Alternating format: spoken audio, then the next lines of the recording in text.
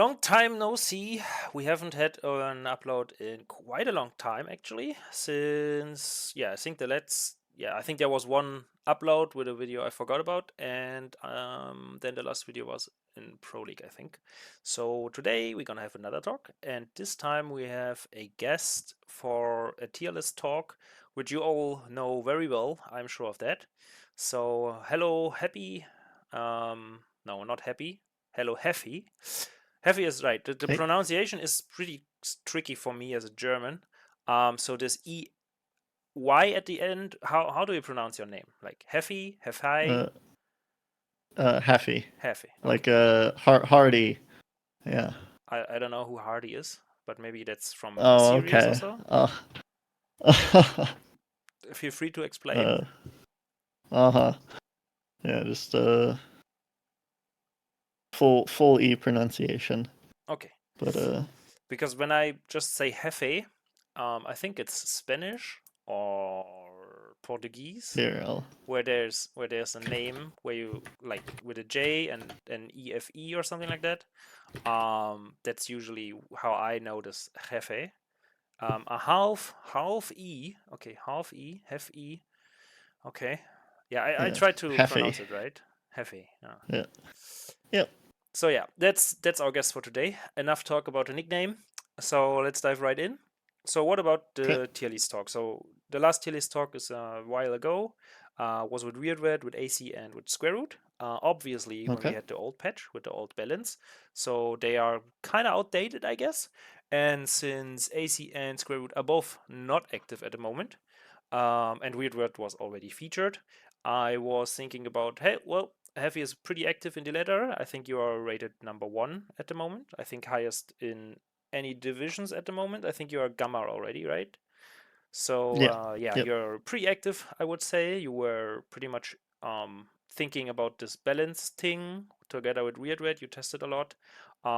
Made a great job, in my opinion. But still, there might Thank you. be some things which are considered stronger or harder to handle or harder to counter, maybe because there's only really one counter. And let's see how much we disagree on certain things. Because I have played a lot of games as well, not as much as you, obviously, but still some games. And yeah, Hmm. let's see how it goes. So the first unit we would talk about is the airship. And the airship is an interesting case because I know from the past people put it in S just because it's enabling a lot of units, but other people kind of disagreed. And like while they enable some units, the unit itself, so if you just take the airship in itself, it's Hmm. not really offering much. Like it's not like dealing any damage or whatever. So it Yeah. So oftentimes also ended up in A or B. So what's your take on the airship here? so so I think for the purpose of the tier list, I think trying to uh, box a unit out and saying, "Oh, it doesn't do damage; it just flies around and sees stuff." The airship, you could just call it an expensive bird in the tier. Like, I think that that's pointless for the context of the tier list. I think we need to talk about what like how it interacts with the game, and I think that does put it in probably the lower end of S. It does enable a lot of units. Like I think especially something like catapults and werewolves. It really elevates both of those units from being good units to incredible units. Yeah. Things the same with the ballista. Like it's a unit that elevates other units beyond their limits. So I think you have to value like same thing like you could also say the worker terrible fighting unit, but like I'm not going based off of just like they're fighting like 1v1 ability, like going off of like Mm, the context they have in the game, like the worker's gonna be rank 1S, yeah. like so I would put the airship kind of like back end of S, Okay. like, Just because it's personally. so important and you see it like almost every game. And you See it actually, every game or every other game. It's a very vital yeah. unit. The thing is with the airship, I think it's even better now, simply because we have this priest more in the meta right now. I know a lot of Rex players started adding priest, especially versus beast players. Talking about the Um, nature of having access to detection yes, makes it and better. yeah, and that's a huge thing because all other detections are either on the towers, and that's like stationary, and only the other mobile unit which gives you detection is the bird, which is very, very, very squishy and can be Hmm. sniped by two priests in like no time. And I think the airship is like the go-to unit when you need the mobile detection on the map. And just with this little If you upgrade, have an advanced workshop, yes, yeah, you I should agree. like in most games. Yeah, I don't know. In Most most games, games, you have the advanced workshop anyways. So yeah, I think the yeah, airship actually is better than in the past. Although they have yeah. less But cargo speed now, but cargo space now, but I still, just because of I this detection think thing. I would disagree that they're better than they used to be. I Okay. definitely think they're weaker. I think just the nature of them having the extra utility of having the best detection Hmm. is very nice, but from like its primary purpose that you see it being used for 95% of Hmm. the time, I think it's definitely notably worse. I think it's still good, like an amazing unit. I just think in this current meta, you will occasionally see airships sometimes get trapped and killed by things like snakes or archers, which in the past just wasn't something that happened like almost Mm. ever. Yeah. I think the Um, biggest threat to most airship play now is gyros, because they are so quickly now, and so much quicker than the airship. Or at least it feels like you cannot really outrun the gyros anymore. And once gyros are on the map, the airship is pretty much like not played unless well, you have the ballista to carry around. But other than that, well, you don't that's really the can point. use the This airship. you still the moment there's gyros, you actually the airship doesn't. You want the airship still. Yeah, It's because just yeah, but the role of it goes from being aggressive to defensive in the yeah. sense that you put a ballista or two in it and you get gunpowder and that's your anti-gyro. Like it's still like I said, the airship on its own, of course you can say that argument previously brought up, oh it's D tier, C tier, because it Mm, can't actually fight anything back, but realistically what it's doing is it's whatever your game plan is, it just elevates it, whatever units you're making, it really just elevates it. So you need the ballista for like if they're making a fair amount of gyros, you need ballista. And guess what? The airship really takes the ballista to another level. yeah. So it's still incredibly useful. All right. But So uh the we will shift it to the right side, I guess, or mhm. yeah, to the right side. Okay. Then the next unit we would be looking at is the archer. So Okay. in the past, I think the archer is a tricky one. Itano put it interestingly. He said you want to have like the first 5 archers, but until you have like 10 or more archers, you don't want all these archers in between. And I think that's a valid point because in the early game, it's nice to have like these 4 or 5 archers or something, and then you just go for the third, and you are pretty safe versus most stuff. If it's a normal game and not some crazy cheese like in my games. Yeah. But once you have like all this time you spend waiting until you have like the critical mass of like 12 or 10 archers is like it feels not great to have that time, and doesn't feel great to play and wait with archers. You want to hit early with them because when there is enough wolves, when there is too many soldiers, raiders, when there is like nowadays even gyros or dragons, if there are too many of those, and obviously the cutters, but that's a no-brainer because that's the counter, right? Then Hmm. archers fall off so hard that for me the archer is not really that great of a unit at the moment. But yeah, let's hear what I you mean, think about it. I I think from like a little war game, like unit balance wise, I think it's one of the more perfectly balanced units in the sense that I'm not throwing it up there in S. Like it's obviously I agree that it's not some OP unit, but what it is, and much like the snake, it is an all rounder unit. It kind of does a bit of everything. I think it's a little bit better than the snake. Hmm. Um, but like overall, like the archer is it's a unit that does a bit of everything. And the scary part about balancing a unit that can do a bit of everything is if it is even a teensy bit too strong, that is the only unit that ever gets made forever.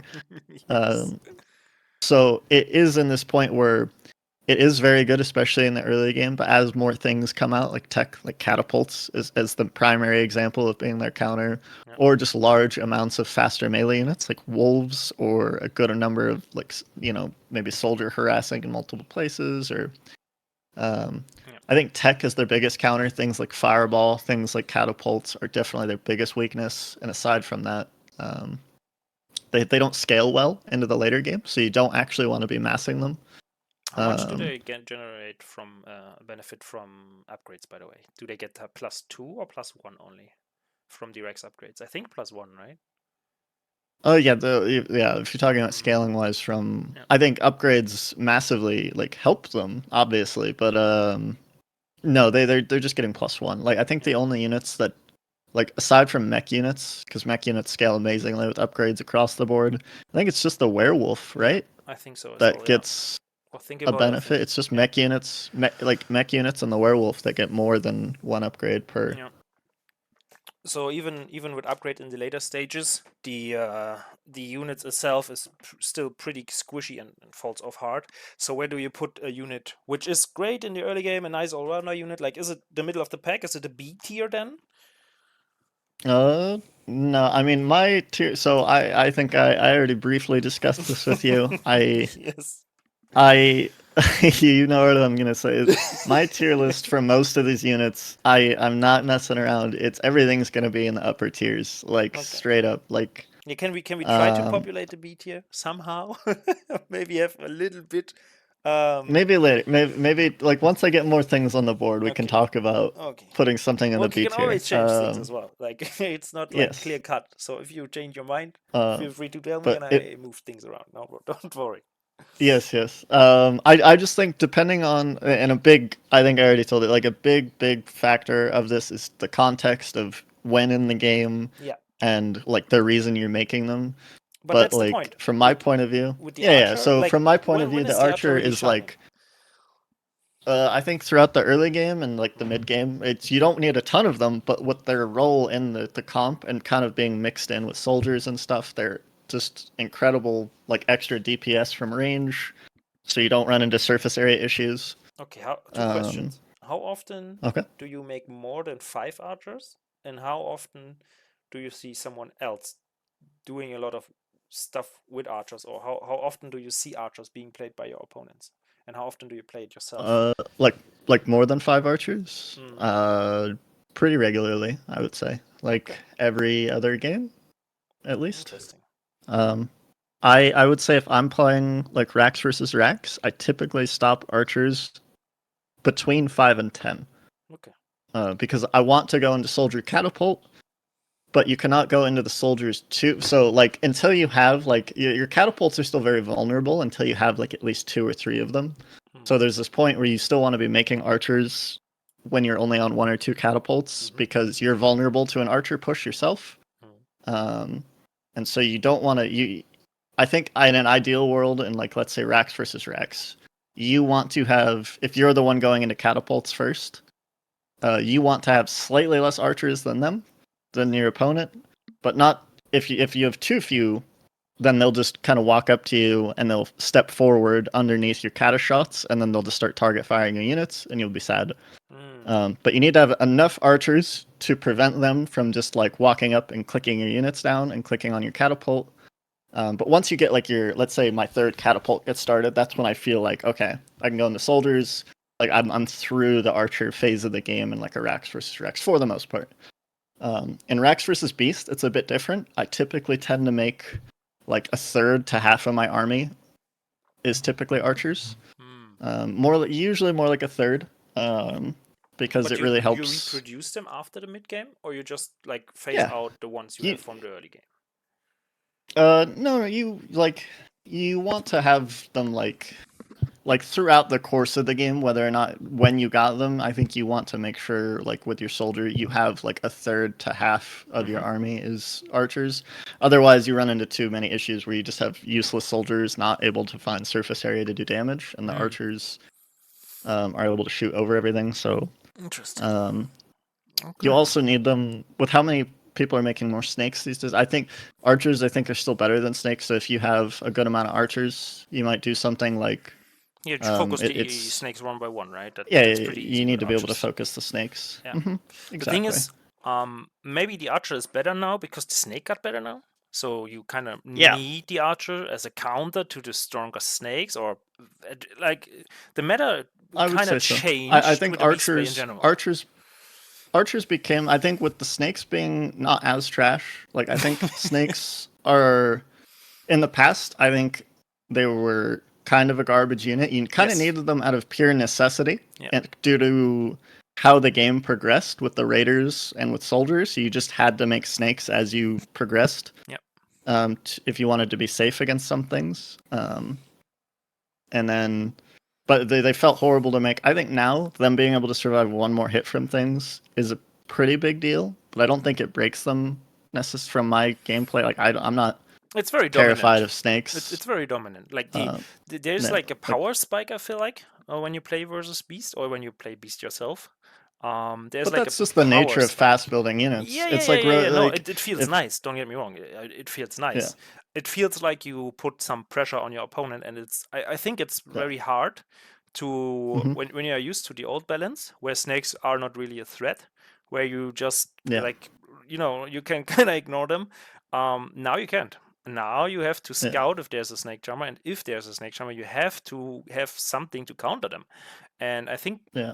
some people Need to have are underrating. some archers or Yeah, katas or something. yeah, I mean, katas absolutely obliterate yeah. them. I mean, Well, we talk about katas countering archers. Let's talk about katas countering snakes. Like yeah, it's that's a crazy. whole nother story. Yeah, absolutely That's crazy. I hate playing beast versus you, and especially if I have to add snakes and can't, I don't know, finish the game quickly.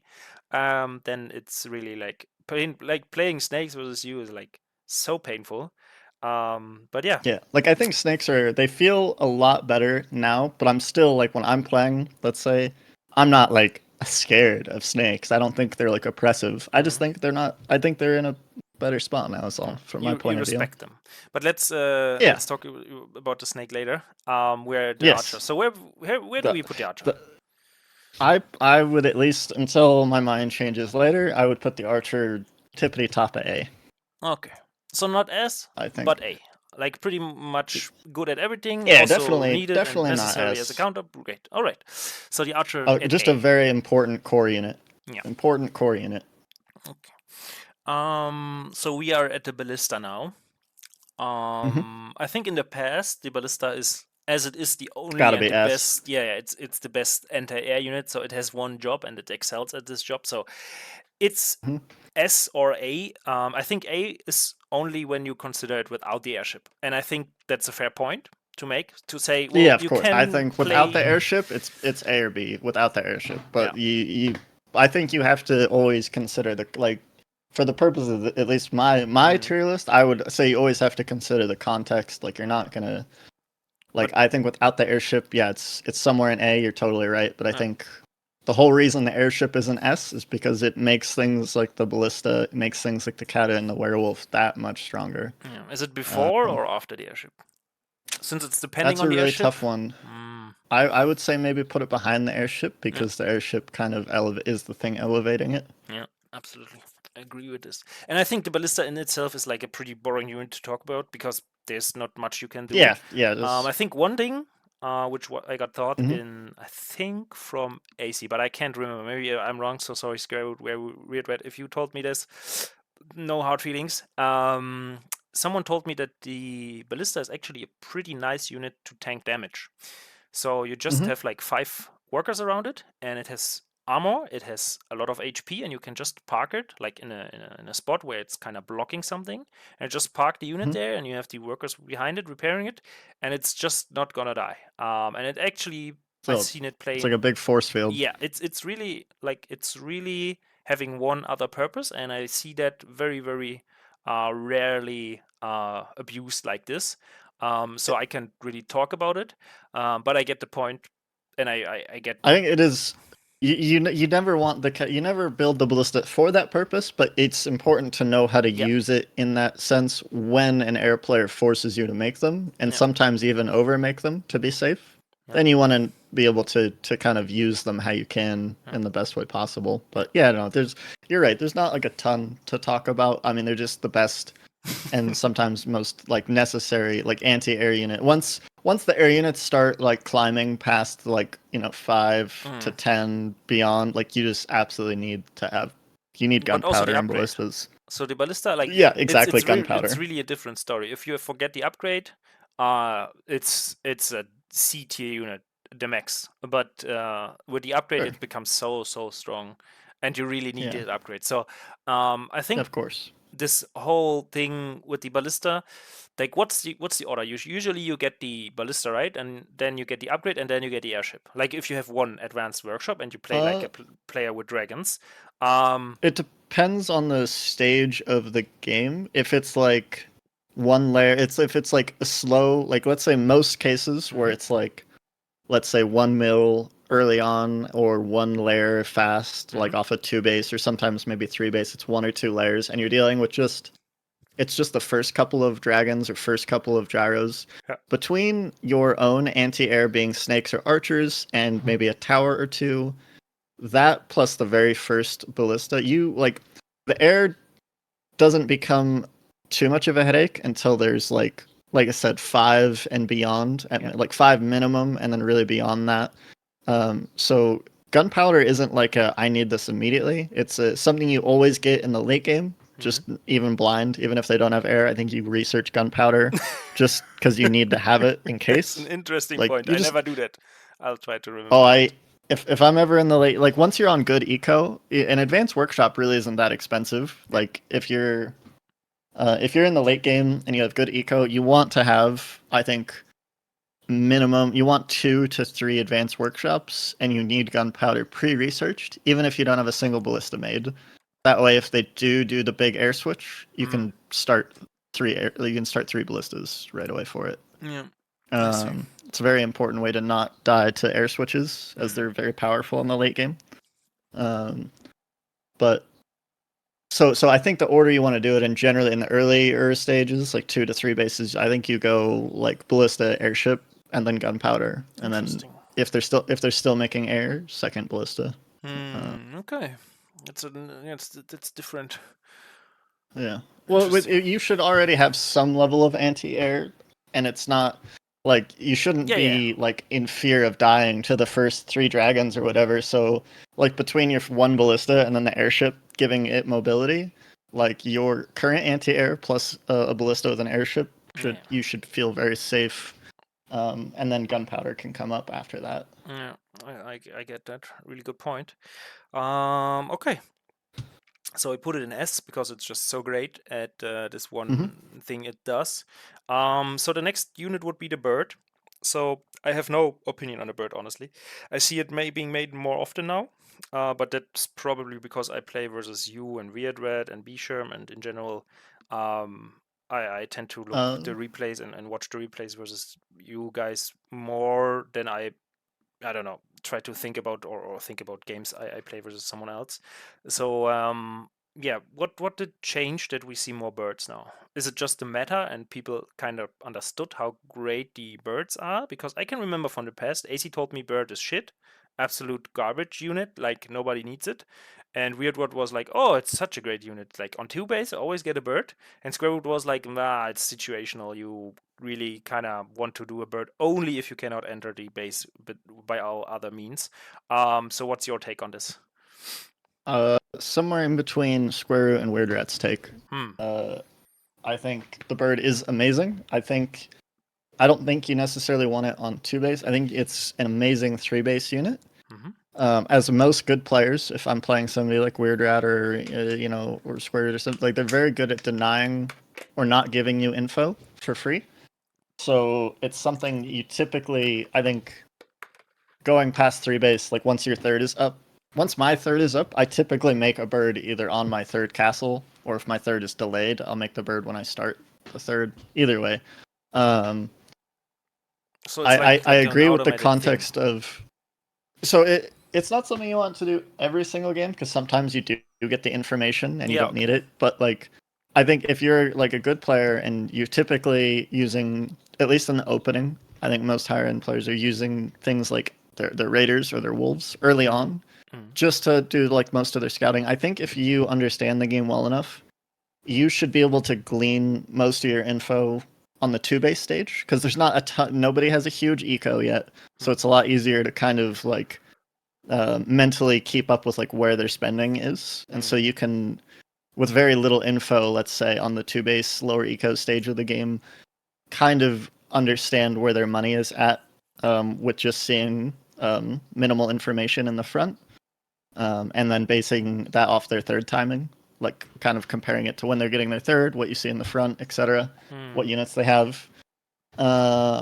You should get a lot of your info from that in the earlier stage, but once you go on to like you're on 3 base now, and it's not even just 3 base because by the time your third base is up, you have full 2 base saturation. So both your ecos are now really starting to come online, and that's when it's really unless you can somehow get the raider in or get the wolf into their main, it becomes very unrealistic at that point and beyond to just like know where their money is because it's you're both mining too much now. It's you can't know if they're doing something insane like. You're mining enough now that they could be hiding 3 mils in the main, or so that's not really something that can happen earlier. You know what I mean? It's just like an example. Like so, I think you make the bird at this point to cover your bases, and like, I think you should be able to be expected to get most of your info before that point. But after a while, and the ecos start ramping up, you can't realistically know where all their money's at anymore without getting a lucky scout. So the bird kind of solves that problem. And how bad does it feel once your first bird gets shot down in the middle of the map somewhere, gets picked off by a lucky aim-moved archer group or something like that? That feels very bad, right? Do you produce a When does second that one, happen? or well, it's a 3 vs 3 situation. I don't know how you're losing that sounds like a skill issue. Yes, you remake the bird though, I think. Okay. So the bird is never flying without supervision. It's always like you have always an eye on your bird, right? Oh yeah, definitely. It's got good vision. It's like it's not faster than an archer. Like it's yeah, you should slow. be able to but it's like about the same speed as an archer. Like you should be able to see a threat on the minimap and adjust its course, and it can fly over terrain. You shouldn't be losing it. Okay. Unless like if it flies into like a gyro or a dragon, of course you're gonna lose it. But then at that point, it got you the info you needed. That's true. That's true. I think the other big point too is you shouldn't be that unaware of where their archers are because you're still out on the map with either raiders or wolves, keeping tabs on them. So you should be pretty aware of their movements. Good point. So yeah, if you missed an archer move out like that, that's yikers. That's not good, I guess. All right. Yes. So where do we put the bird then? Is it an A unit for you? I would say either bottom of A, or if it helps, if you want to see something in B, top of B. All right, so let's put it top in B. So we have something in B. All right, so we already covered this unit. So with the catapult, I don't know. I feel this minimum range nerf. It feels I like the nerfs that happen to it. That yeah, it's harder to I think. So the problem is, and I think in the current patch, I think mech is still obviously very strong. I think in the last patch there was too many hits to mech, being the catapult changes on top of not being able to spam towers and airships with the DXL. I think made mech too weak. However, with mech with the DXL gone and with towers being a little like being able to be made more often, I think mech feels a lot better now. And with that being said, I really like the nerf that Square Root did to the catapult, making it a little bit more expensive, which is felt throughout the game, and the minimum range change is really felt. It's not such an impressive unit. I think in the past it was catapults were deadly. Yeah. I think it was a broken, like ground to ground. I think it was broken. Yeah, a lot of people agree with you. I think in the current patch, I really like it. I think it's actually I wouldn't call it broken. I think it's like it's hit to your mobility and everything. Yeah, in the past it was S tier, no question asked. I would still put first or second, but nowadays I feel like obviously you mix mech in like with beast opener or with rex opener, but you cannot really do this open with Gatling guns and then go into like a pure mech. Like I don't see pure mech. That's being not like, as good. The problem is it with that style, it's too defensive. gives you too little info in the early game. I Well, think the its bird primary sources. issue is you could get a bird early. well, that's No, I the get thing though, point, is yeah. I think the bird is good, but you're making like the context in which I'm making the bird is around that you're fully saturated on 2 base, either your third is building or it's done, and it's like you have more eco. So I think at that point in the game, building the bird isn't so costly. Building the bird when you would need to build a bird to have info with a workshop opening would be actually really expensive. Yeah. And you either could you could get gyros anyways. So yeah, of course. You would get your scouting info with the Yeah. gyros. The problem is I think there are some things that the gyro kind of sees a little bit too late. The thing is, and what I mean by this is you don't want to like if you're playing a standard like like Wolf or Raider expander, what have you, you're getting across the map and you're seeing that nothing insane's happening. Like, oh, did they fast castle? Are they also playing one production expand? What are they just making sure everything is going as normal, whereas you don't have any info for like the first 4 minutes of the game on the workshop opener, which is truly its biggest weakness. Yeah. Like worker scouting might be something that's like, but there was this push it's out. slightly. I think in the past Sometimes you can do like a three gap push. Yeah, with 2 workers or something. I think that's okay. I think though that can be kind of metagamed a little bit because it's not too hard to recognize the timing of like 11 worker Gat Castle. And if the workshop doesn't stop producing, I think you can just keep making that their mill is going to be delayed, so you can get ready for the Gats. Yeah. And if you lose the Gats, it's kind of game over. Yeah, I was thinking that the pure mech style kind of doesn't work because of the nerfs the cutter got. Because usually you had this idea to just cut a ball and just death roll. They were just so strong in the past. Yeah, and you just you have just a group of workers with a group of catapults and then a few Gatling guns with cold ropes around, and there's just obliteration. They just obliterate everything which approaches, even if you have the drops with the soldiers, and Beast was seriously in trouble. So that was the idea back in the days. So with the my problem with that is somehow I think so my issue with it is that I think from a mobility point of view and from an informational point of view, mech, pure mech right from the start it's not viable from an information and mobility side of things. But I think in the past, what kind of was redeeming about it was that katas for a ground army they were broken. Yeah, I think, at least I think so. You can kind of make up for some of these problems if maybe your opener wasn't that clean or as optimal as it could be, because at the end of the day you're making kind of a ball of unbelievably strong ground to ground units. Yeah. So now I think the Kata is in a much better place. I still would put the Kata low S. I think it's still an amazing unit, but I don't think it's Balista overpowered. Behind the Balista. I don't know. It doesn't matter. I think somewhere it's probably behind it. All right. So that's the Catapult place. Interesting. So when you talked about the broken ground to ground units, I think in the past we had the dragons as being the OP air to air unit, so to say. So what do we think about the dragon now? In the past it was an S tier unit for me personally, and I think almost everyone agreed or put it at least in A. But really, in the past you had 5 dragons and they were able to kick a tower and kick a ballista in no time, and I think that didn't really change, but the dragons just are not as that beefy anymore. I think there was a HP nerf, right? So that and they lost the same, so they lost a comparative speed, or they were kept at the same relative speed as the airship. So they're not only are they lost the HP from the last nerf, and then that stayed. We also made them slower. I still think the dragon is incredibly powerful. I just think the dragon feels a lot more. I don't think it feels so oppressive anymore. And I've played, like I said, in the past I used to think and to some degree, I still think this is. How many games have you seen me play just Cata Dragon once I'm past the mid game? Like I just thought, like, the Well, in the dragon's past, more mobility. often It's than nowadays. yes, more often than nowadays, and for good reason. In the past, I just thought Cata Dragon was simply too oppressive. It was very broken going into the mid and late game.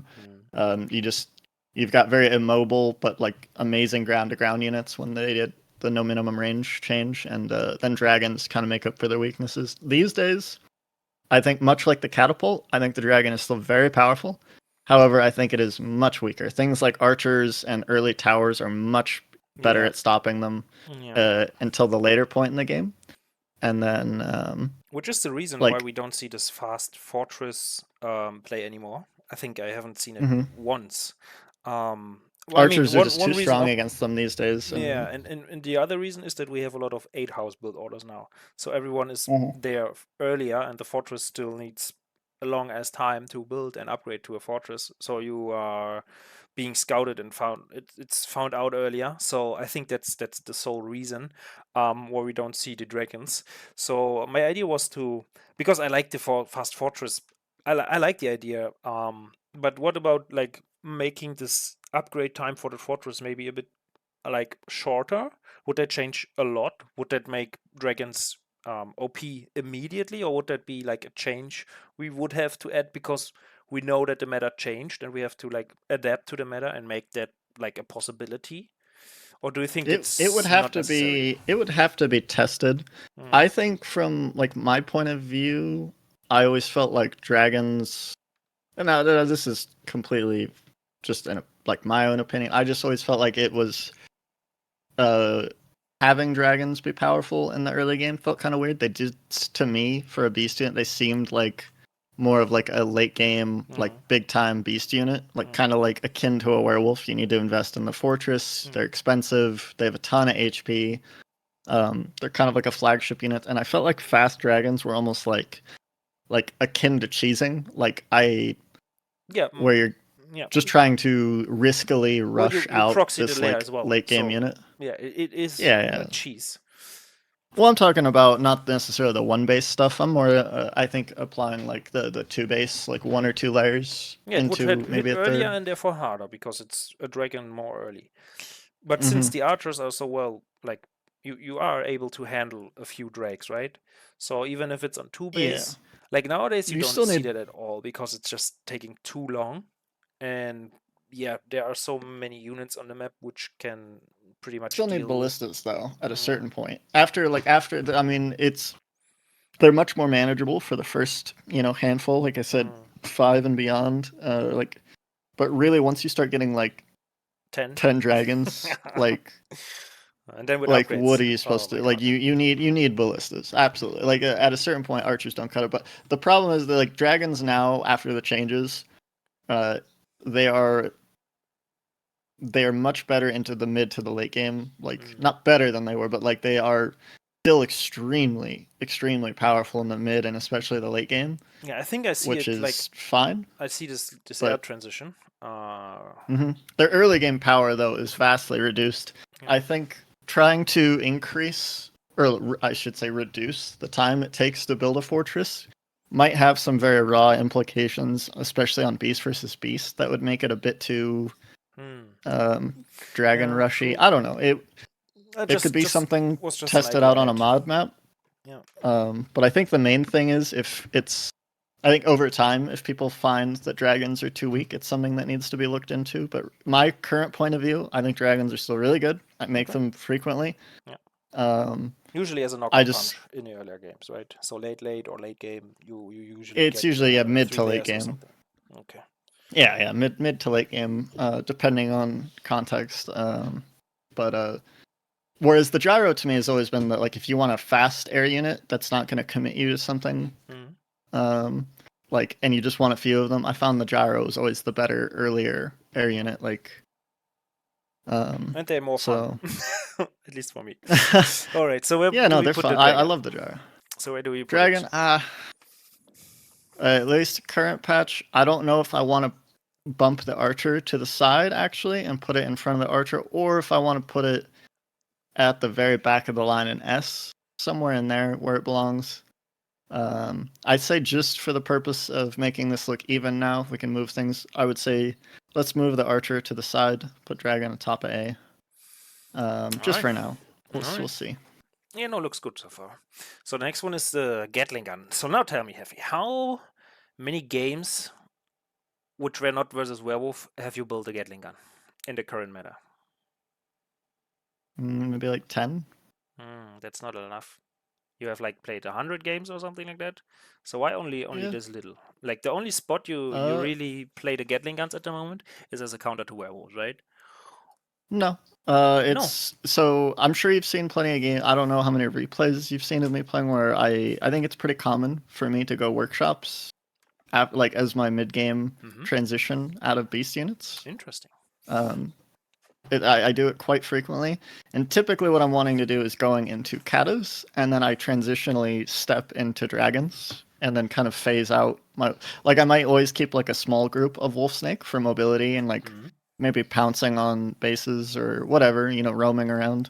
But as I go into the mid game, I kind of step into more kata heavy army, and then I step into dragons. So as I Gatling phase guns, out my wolf catapults, snake. and dragons, and then you have like some wolf snake left over as a little hit squad. Yeah, so it's like some leftover wolf snake. So the thing is, why I'm not making the Gatling guns a lot in these games is typically speaking, it's like a lot of the times they're making it's like maybe a Rax player, and they've got a lot of archers, and like well, they've already got a lot of archers, and maybe they've even got priests or something, or maybe they've got mages on the way.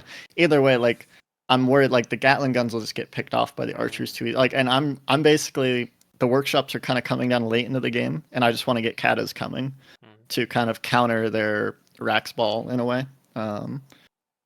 And so you get I them typically versus will make soldiers? guts. Yes, versus soldiers. So those are the games where like if they're very soldier heavy, I will make like and let's say they don't have that many or they're not very heavy on the archers. Yeah, I'll make something like I'll produce like Wolfgat to kind of counter that. And you don't need the snakes anymore because snakes usually are a nice counter versus versus the soldiers as well. And if you have the they're dens okay. already, They're okay against the soldier. Yeah. okay. Like I would say they counter them sort of not nearly as much. Like I would say that they're kind of a soft counter to the soldier. But if you've ever seen without the wolves they're tanking, have you ever seen No, soldiers of fight course. snakes? The soldiers. This is ridiculous. No. Of course So, you have the wolves to block, but that's the same case with yes. Gatling guns. Gatling Yeah. guns can fight So a move into soldiers as well. Like that doesn't really work as well. yes. So Well, you can. I think you can kite them easier with the gats. yes, 100%. Especially with this cold trap So mechanic now, it's just so much fun to play the Gatling guns and drop cold traps and then boost yes. away. It's really, really, really fun to play them now. I just don't see them that often, and I find myself See, very I think the often Gatling not in a gun. position to play them. Yeah, so it's the reason I'm more willing to phase out the snakes is because I mean the snake is a good unit and it does soft counter certain things and it does a good amount of DPS. It's just the thing is even my like +1 or +2 snakes are not doing the same kind of damage, not nearly to like something like a soldier Because that of the the ammo Gatling does. penetration. Yeah, the ammo penetration is Uh-huh. great. Yeah, I It's get that. crazy. It's so I'm basically either making more wolves or I'm just kind of like I said, I'm whatever my wolf snake is what it is, and I'm kind of just adding in gatlings, and I'm not really replacing any snakes that die, Okay. because I would rather have that supplying gatlings essentially. Oh, that makes sense. Um, Okay, so where do you to put deal it with then? soldiers. I would put it right behind the archer. Okay. I think it's a very good unit, but I don't think it's as nearly as core or fundamental in most situations as the archer. Yeah. I see. Yep. Good. So the next mech unit, and then we have like mech already done with the gyro. Gyro is an interesting unit, and it always was because it's another air unit. But I love the gyro. Yeah, I love the gyro as well. Like for me, it's an S unit. At the moment, in the past, that was a different story. I didn't really like it in the past because it was too slow and was too easily countered with one ballista and AOE damage. Yeah. But Yeah. nowadays Well, now, you can ballista. outrun the airships and you can just fly away, and they are like little hit squads, like little wolf squads in the air. I don't think It's just amazing. I love I, it. unless you have absolutely bonkers mech upgrades, I still don't think the gyro is a unit you want to make more than like 5 to 10 of ever. No, like 5 to 6 is on the high like the side. perfect amount. Yeah, exactly. Yeah, you want like you want a handful of them peppered around because they are so fast and they're so annoying. But the second you start making too many of them, I mean, everybody has seen gunpowder, what it does to a clump of gyros. The gyros even clump up. Like it's even Yeah. worse because they are all on together and they have there's no collision thing. Yeah. Yeah. So part of me wants to like. This is what I mean about the dragon. Me wanting to put the dragon in the bottom of S is because I want to put in my head right now. I feel like the gyro has a slightly, now that the speeds have changed, I feel like the gyro serves a different role than the dragon. But in my mind, they are like pretty equal. Like they're much more equal in my mind. Like do you need to kill a dragon? Like if we're just talking about air to air without I have Balista. no idea. Like one dragon versus two I have no idea what it is, to be honest with you. The thing is, I don't really fight dragons with gyros unless I have overwhelming numbers. Yeah, you shouldn't. And you shouldn't. It's right. But just from what my point is, which unit is more valuable? Because like just from the output and how quickly you can get the gyros on a map, and you really need 5 to 6 to just fly in there, maybe have 1 or 2 upgrades on the mech units, and then they just wreck the towers and they just wreck the workers. Like it's absolutely insane. I want to say, even with the tower being weaker now, HP wise, I still think you need, I want to say, like 7 gyros to take down a tower comfortably. You have to micro away some gyros, but yeah, you can also micro away. You can just ignore the tower as well. Of course, like you can just. That's what I mean. So kill the. That's another thing I want to bring up. So 6 gyros is the exact number for ignoring the tower, and pulling back hurt gyros is because I think, what is it, 5 gyros 2-shot a worker. Yes. So you want to bring 6 because you're gonna have to pull away a gyro pretty early on. So you just start shift queuing the workers, and then you just, if you've got 6, you can pull the first one that gets hurt away once it's like red or whatever, and that gives you enough. 3 or 4 workers. It's really crazy. Yeah, you can kill quite a few workers with that way. Since you still have 5 2-shotting them for quite some time with that method. Yep. But it does take a little while for you to get like 6 or so gyros, and they're not cheap, and they do die very, like, I think they're a higher skill ceiling unit, obviously. But it's a great unit. I would say low S tier right now, probably. So behind the catapult. Yeah, behind the cat. And it makes me want to put the dragon like right up there with it, or right behind it, because I still think the dragon. Like this? Yeah. Okay. Yeah, like that. Very balanced. I think they're very close. Very good. Yeah, no, it's fine. I mean, it's your Tierlist. Yeah. Yeah. I think a lot of units are amazing in their own right. So. And what do you think about the weird red way of playing gyros, where you kind of, what do you do with the dragons? He's doing that with mills. In the later stages of a game, that he's just getting 3 mills, and then he just kind of flies in there with 10 gyros and just takes out 1 base. How do you think? Yeah, I've done more of this lately. Yeah, I've been doing this more recently. I think similar concept. I think they're much, in terms of just like late game, I'm going to end the game kind of power. I don't think they have the same power as the big dragon swap. However, if you are already making mech and you're very invested in the mech upgrades, highly like maxed attack upgrade gyros are bonkers, man. Now, not saying that that's easy to get to, like to be playing mech and to get the good enough economy.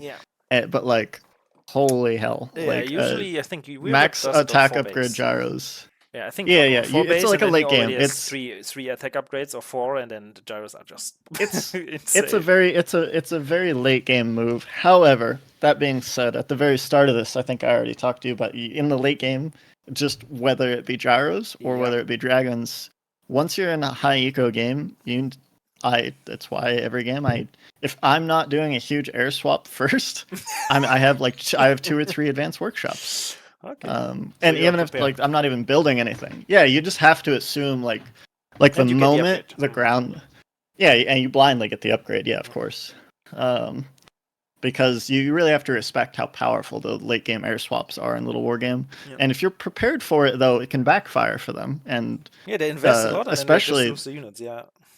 especially yeah, because if it's like, let's say, gyros are an even more extreme example than the dragons. Whereas like if you come out with the dragons and they're prepared, I think it's not as immediately devastating since they can't just gunpowder down all your dragons instantly. Yep. Um, whereas the gyros, that kind of can be the case. If you come out with the gyros for your kill move, and it's very expensive, and they've already got like 4 ballistas or whatever ready in airships with gunpowder, that's a you're not happy. That's the like that is not good. I can Because imagine those Weirdwit kind of cursing at his screen when that happened. yeah I guess there were games where that happened. So yeah, yeah great. I think it's something Weirdrat has gotten way better at. I think in our month of playing regularly, I think the air swaps were a very common thing. So I think Yeah, you lost quite a at bit a of high level, games versus him you already. Like yeah he you got you. always need to you always need to do the blind advanced workshops at a certain point once it's high eco. But yeah. Yeah, and we have to keep in mind Haffey is talking about his skill level of games. So for us plebs, we usually don't do that because we are not there on that high skill level. So we At don't least blindly really. get gunpowder. Yeah, well, If you we have don't an advanced expect any workshop, air switches, for example. Like late game air switches is something I have never done. But I was on the receiving end a couple times, obviously.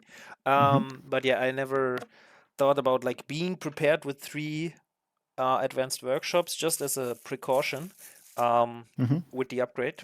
I guess context matters. versus If there's yeah. constant fighting and like you and people like then like if you're constantly fighting and you don't really have the money for advanced workshops, which really aren't that expensive, you kind of know for him to have enough to keep fighting you, that as long as the trades haven't been horrible for you, like the air swap is expensive. So if there's tons of fighting, you can kind of rest on the knowledge that like he probably doesn't have the money to air swap unless you're very behind and you don't realize it. But the preparatory like advanced workshops are a lot cheaper than the air swap, so it's always good. All right. Anyway, Great. So yeah, dragons are a bit better for late game air switches, but gyros will hit a bit early and can be surprising. At least for lower skilled games, I guess. Yeah, and then the next unit would be the mage already. So where do we like? There was not really a change to mage, right? But there was some kind of shift in the meta that I see a lot more mages being played in general by people. How do you think? Like, where does that come from? Why do we have this kind of resurgence of mages? I know in the past we had a couple players who really liked mages and they played them pretty much every game, but mages pretty much were known as the counter for mech, or in general like catapults, or like versus beast with the slow field and the fireballs and stuff. But nowadays I see that like even in Rex versus Rex, mages are being made in every Rex scenario most cases, at least in my games. Maybe you can elaborate on that. What do you think? Why that is and how that come? so from my point of view, I feel like the mages, especially in the past, were more of an underpowered unit. Not necessarily fully because of their kit and what they bring to the table. It's more the fact that they, in a more aggressive, like in a higher level game where you're kind of maybe not like all in ever, but like you're being a lot more constantly aggressive. Whenever somebody tries to switch into mages, it's such a loss of production from all their barracks, and they don't become useful until you have like 5, 10 of them, and they've built up a lot of energy for double fireball or whatever in the past. Whereas, I felt like they took too much momentum away from the mage player in terms of its. I think most people tend to go into them too early. I don't find them to be. If somebody tries to go into mages early, I feel like they're shooting themselves in the foot in terms of momentum. So what's a good point Um, then? When do you get mages? Like what's the situation? What's the game looking like at this moment when you decide, okay, now I need mages? Like what's the scenario here? What's the usual game you play when you hit like a point where you say, okay, now is the time to get mages because otherwise I lose? Like is there like a situation like this? um, I just think in general, when you're more like 4 to 5 base eco, like get the Mages Guild and That's get very late. Fireball like researching. Mm, Um, I would say it's fine to get like Fireball research since it's a very long time to get it. But I would say I don't think you want to go into mage production until you are almost maxed or maxed and you are making mages as replacements for units that you are losing around the map. okay. So But that's very that's late then. typically how I do it. So Yeah, that's very, very late. I think that's the time that the mages are scariest. You've because that's at one point where you've already secured most of your bases you care about, and you can at that point in the game mobility isn't such a major factor, and so you can start to slow down your army a bit if you're already secured on 4 or 5 bases, and you can start making your army more of a powerhouse. But I think going them before that point. Um, it really cripples your ability to be out on the map, cripples your ability to secure extra bases, and you can kind of get suffocated. At And least that's my point of view. what about you play versus beast? Isn't the slow field like so great? Slow is incredible. Yes. But it's And that's part of the reason we made the change we did to the mage is we wanted Slowfield to be a bit more accessible mm, by increasing the mana regeneration rate. Slowfield and they can't like double cast Fireball, or there's not the 3 second delay mm. anymore. It's more like if you're just waiting for the mana to come back, it's like a 10 second or 9 second delay or Yeah. something. The thing is now Um, I'm wondering why you do it so late if the slow field is so mhm. great.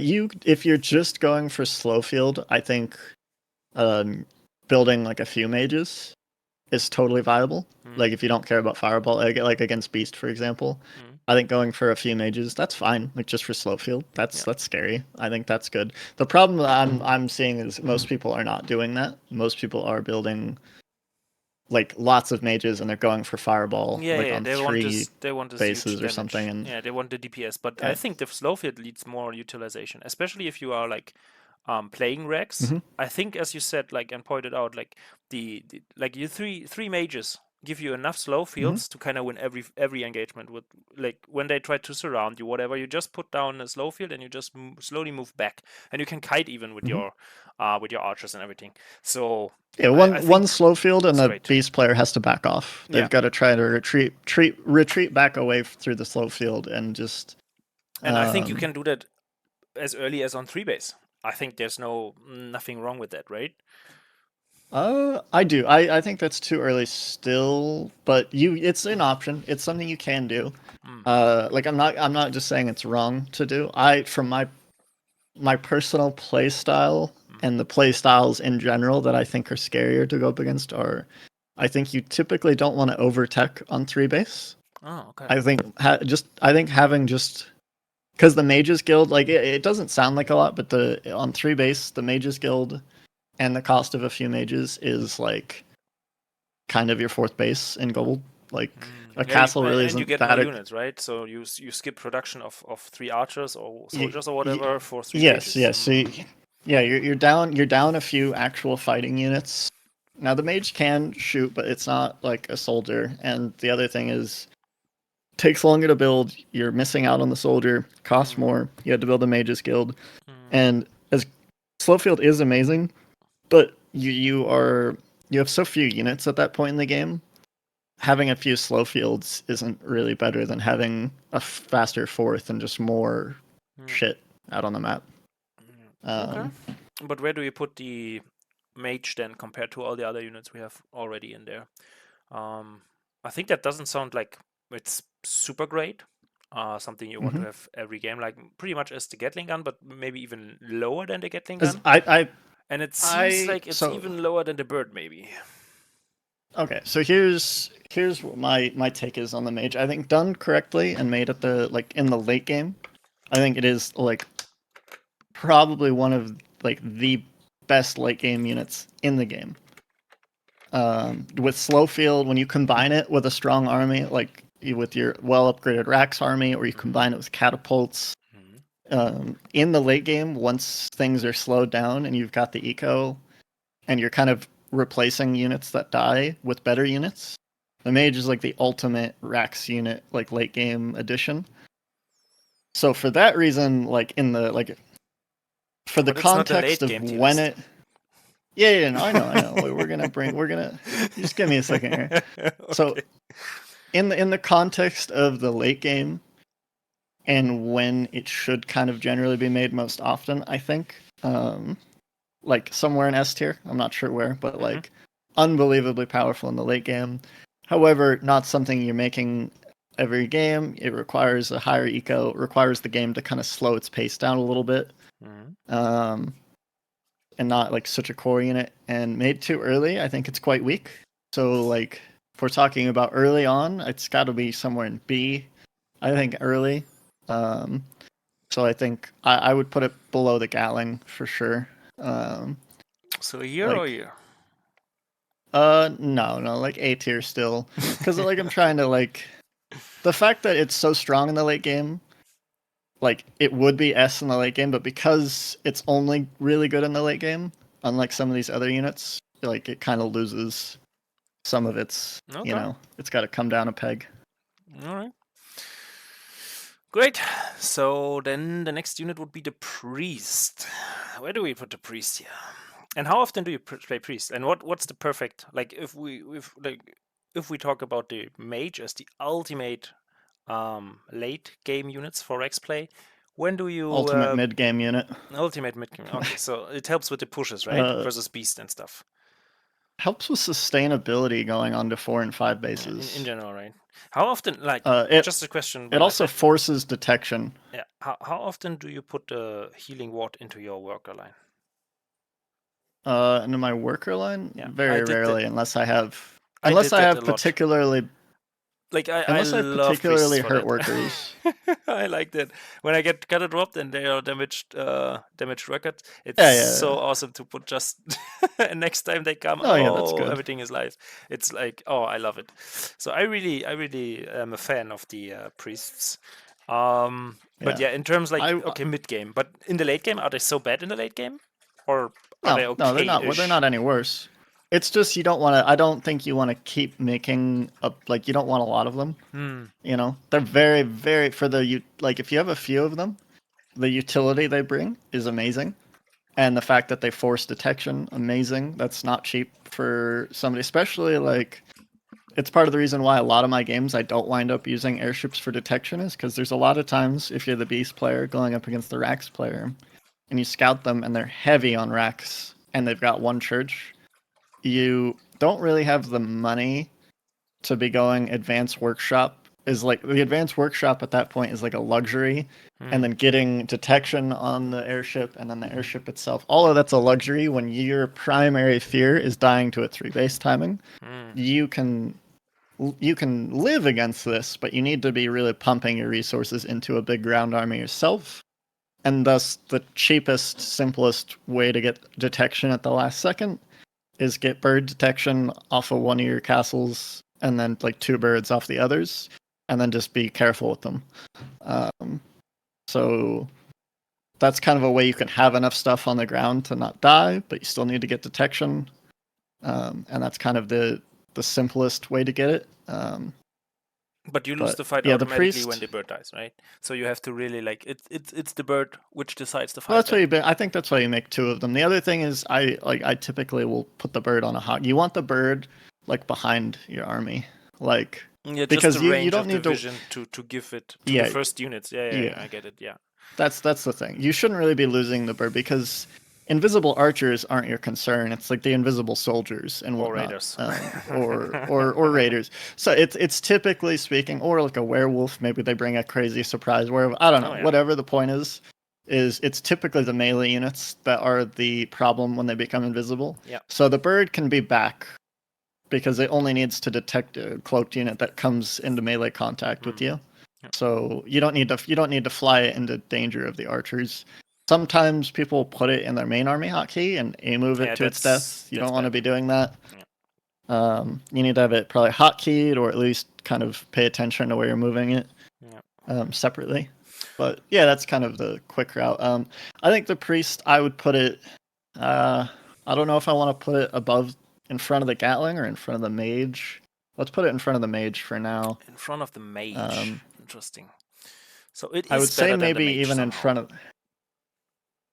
Due to its context, like I said, not in the late, not in like the supreme late game or whatever you want to call it. But it like, boosts the of Rex, course right? not. Like but like, yeah, I get it's made more I get often. the point, though. Yes, it's like overall, I think its effect on little war game, like on like a general game to game basis, is greater than the Mage.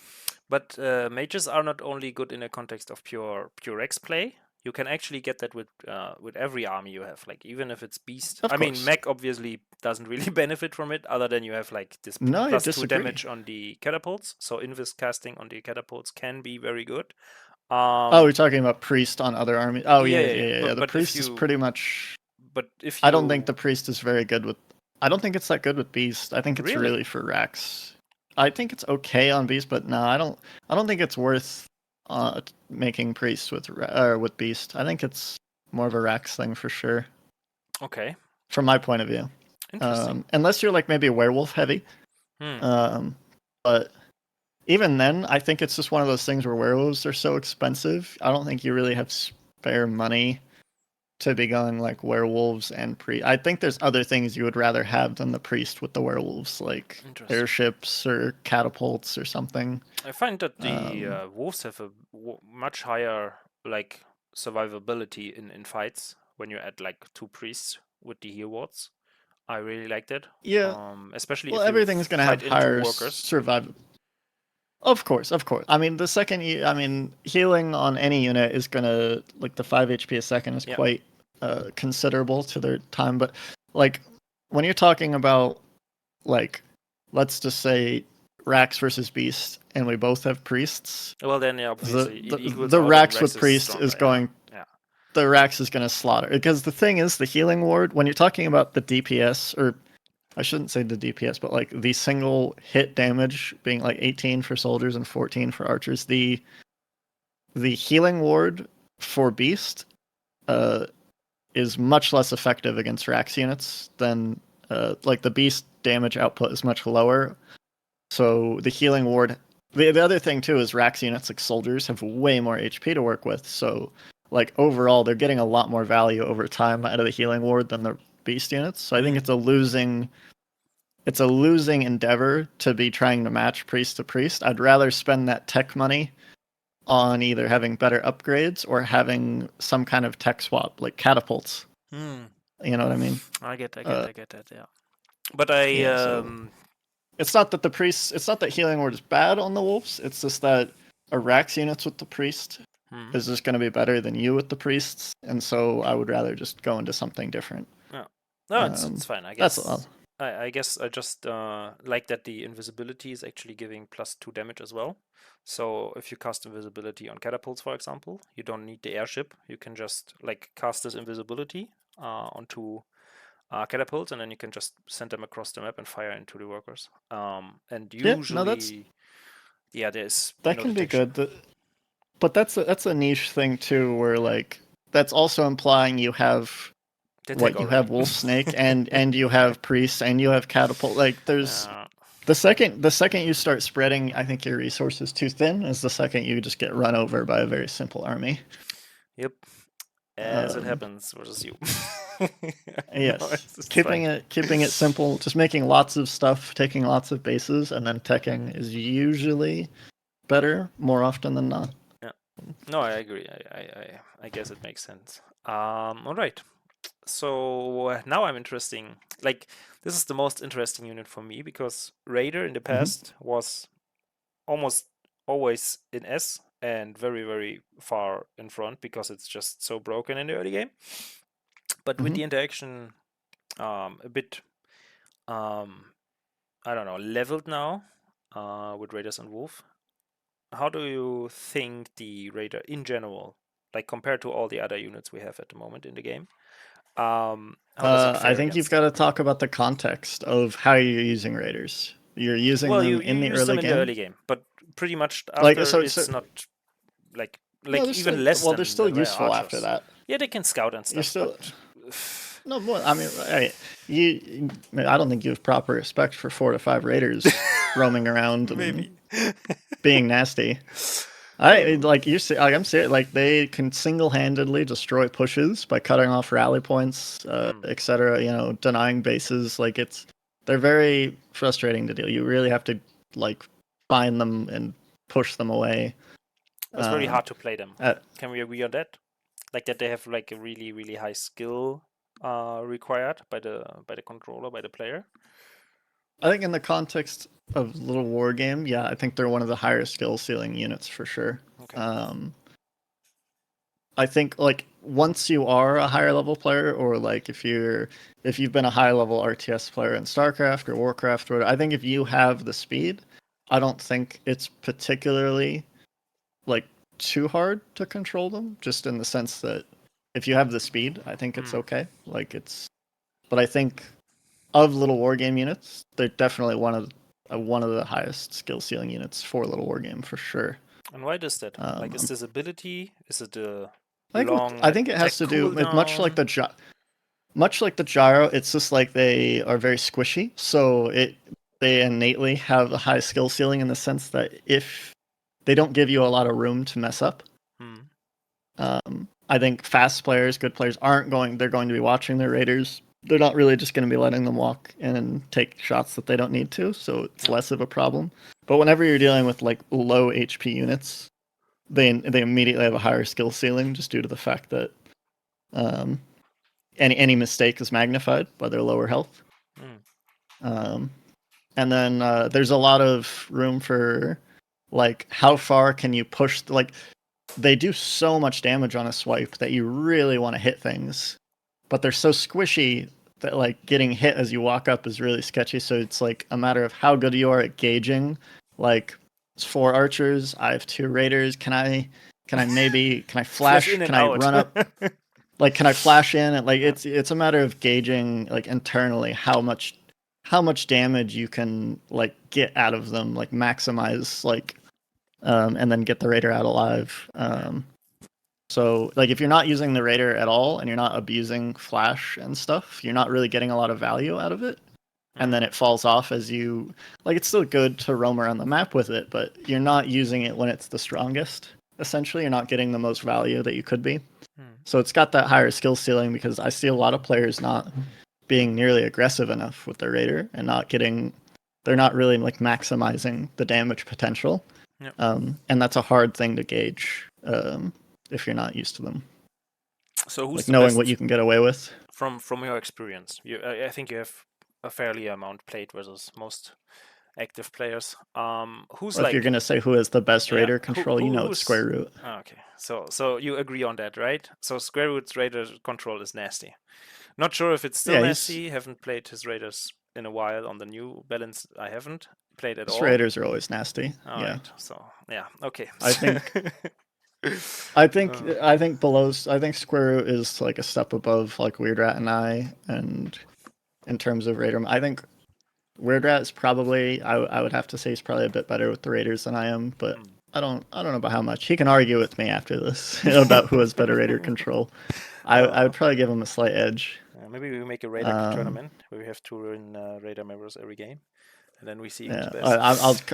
I'll complain about my ping the whole time. You won't. Yeah, the ping is super You important, right? With Raiders in yes. general.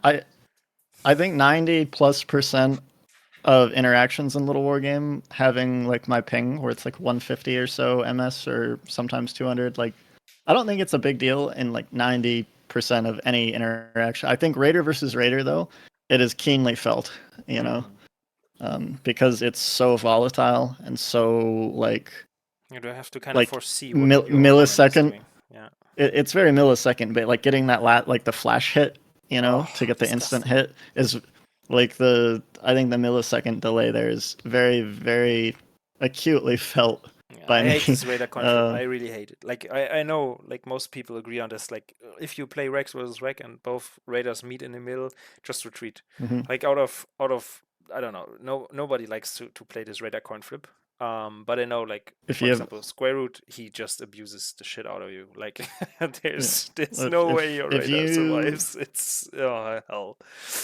yeah, Uh, well, I mean, it's because you get the right after you flash. If you flash onto their unit model, you get the instant hit. So if you are able to, that this is where the ping I think really yes. affects things. Is if you have lower ping, it's much easier to flash onto them and get your instant hit right at the, because it comes down to like they hit each other until they're both red, and so you've got one chance to do the flash correctly.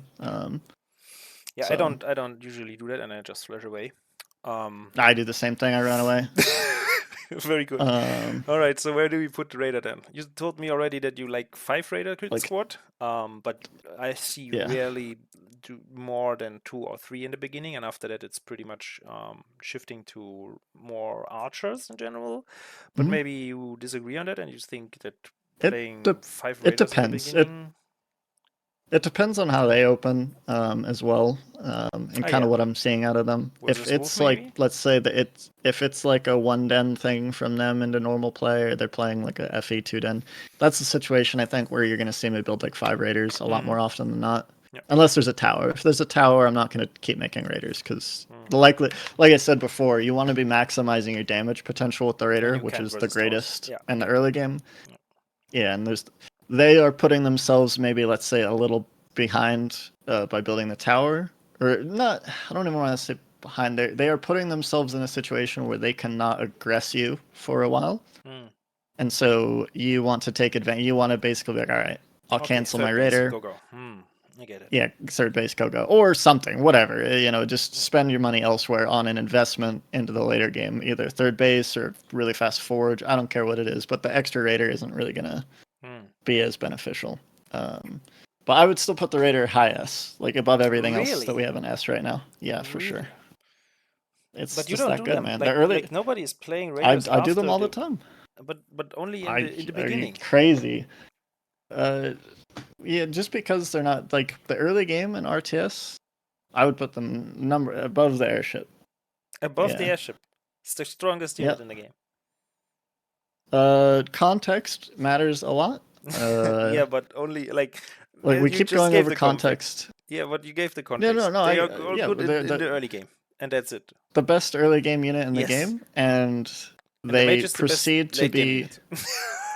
sure. But But the mage yeah, is no, in this is a A. really good point. Yeah, this is fine. This is a good talking. In Would you agree in RTS that the early game is the most important part of the game?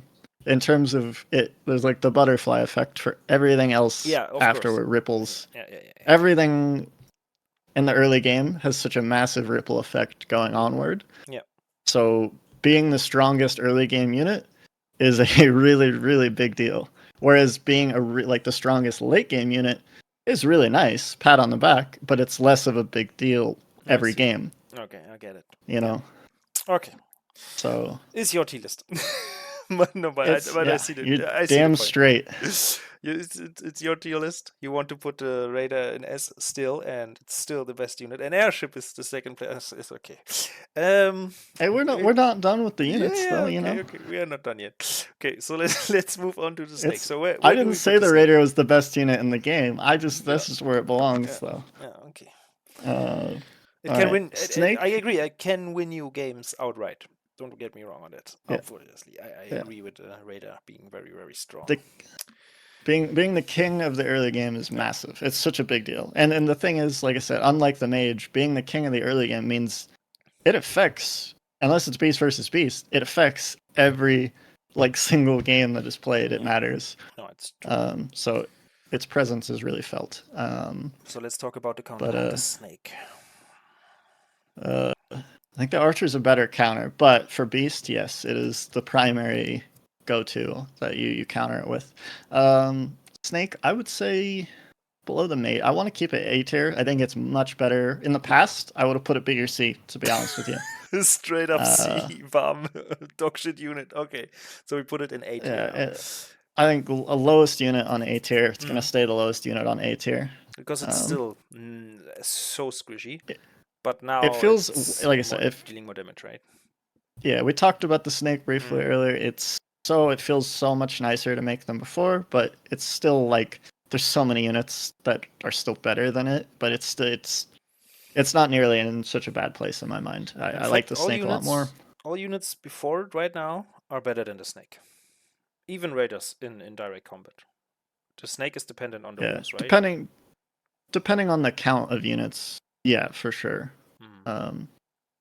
I think like even raiders to snakes, of course. I mean, you want to talk about it like a 2-to-1. I think right now and this was a big reason actually we talked about doing the snake change. Not only does the snake change, it taking like one more hit from most core like early units.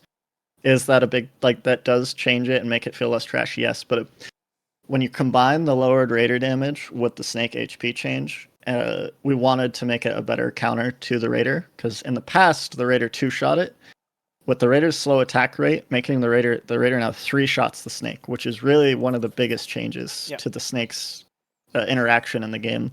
Because in the past we talked about people would say things like, "Oh, you make the snakes as kind of a counter to the raiders," but like for God's sakes, the raider kills it in 2 hits. You can still just like yeah, you flashed one like and then it's GG. yeah, no, it's actually it was so like raiders could demolish snakes if they were, you know, Yep. sometimes I would have square root bully my snakes and there was still wolves there. Like there was like wolves and snake, and you would still just Yeah, flash you in, just kill ignore the snake, flash wolves. out, and it's like Yeah. you just ignore the stupid wolves and kill the snakes and flash out of there. And it's like yeah.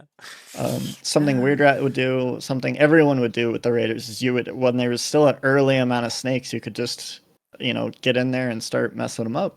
Yep. But now with the 3 hits to kill a snake, that is such a big effect on the raiders being able to engage on the snakes. If snakes are isolated and they get caught out by, obviously, we just played a game where obviously not raiders, but just a few wolves catch your just a couple wolves catch your snakes out in the open by themselves trying GG. to on their rally point, Yeah. or raiders. Raiders obviously do a better job than a couple of wolves. 2-3 raiders hop on your rally point of snakes. Those snakes don't stand a chance still. Yeah, but when we're talking about if you have like a little rally point in your natural of like 4 or 5 snakes, that feels so much safer now than in the past. Yep. To be able to actually deflect raiders with and not just like, oh crap, there's raiders, I lose all these snakes. Now it's like, okay, he can't just come in here and like kill these for free. No, I think the snakes now have a really, really great spot in the meta. I see them played. They actually counter raiders now. Yeah. Because I mean, I think everyone would agree that Archer countered the raider very well due to its range. Yep. And people would try to say that I think the snake countered the raider, but I don't think the snake did a great job countering the raider before. Now I think it does. Yeah. And that's why. Anyway, yeah, it is.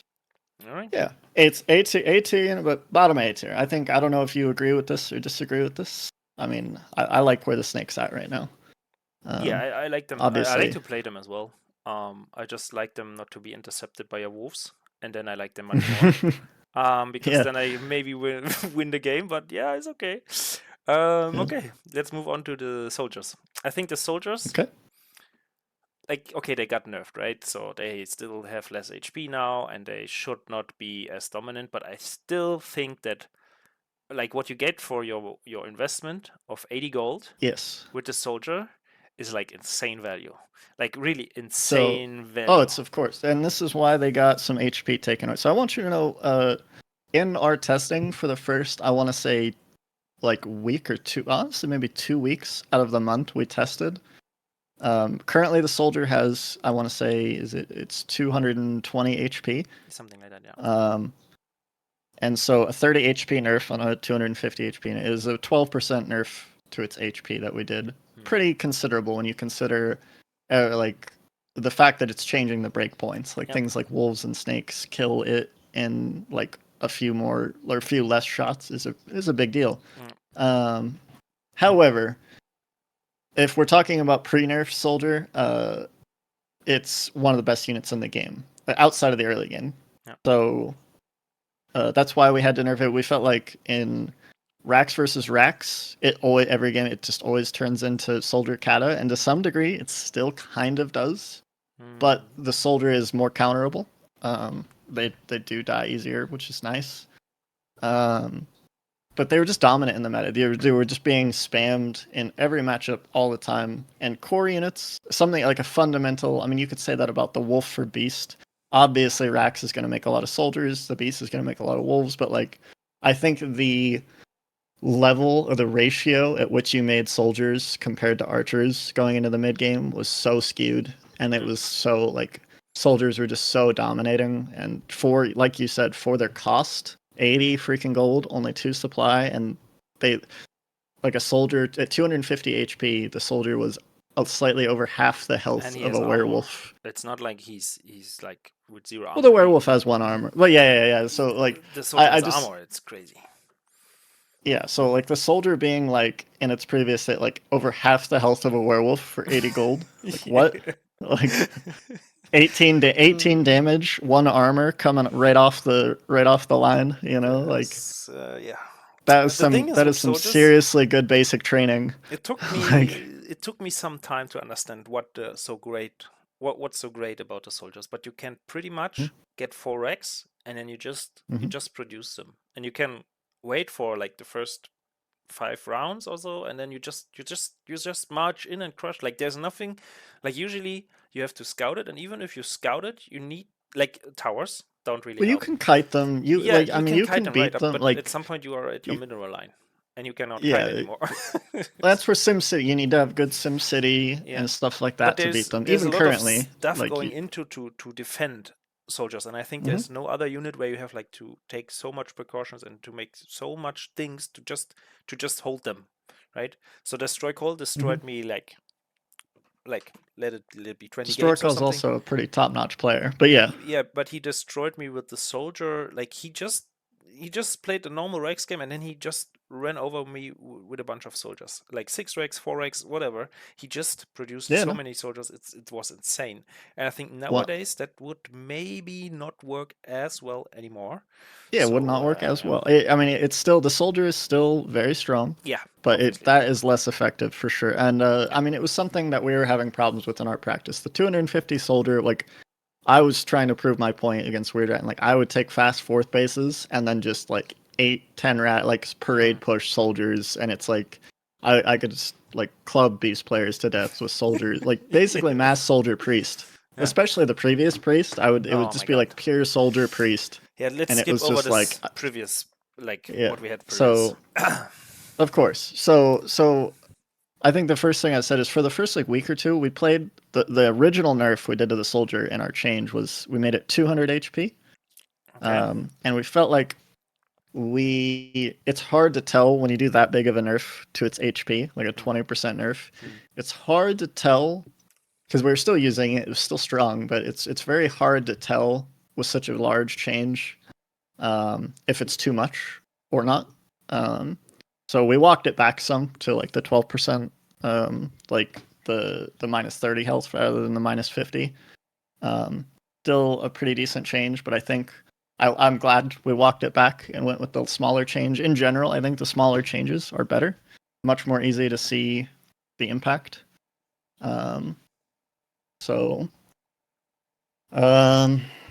think also the other thing is context-wise. I mean, I don't know if you would agree with me or not. I think the soldier is probably one of the of the initial units in the game, and I think this is its main weakness. Is it's kind of slow. Yeah. And in the early game, it's probably one of the worst units for the first 4 minutes of the game. Well, it depends. Or something. It depends. It depends. It can be strong in cheeses. Yes, cheeses can be very strong with soldiers. Yeah. But even there, you can kind of like use the mobility against them.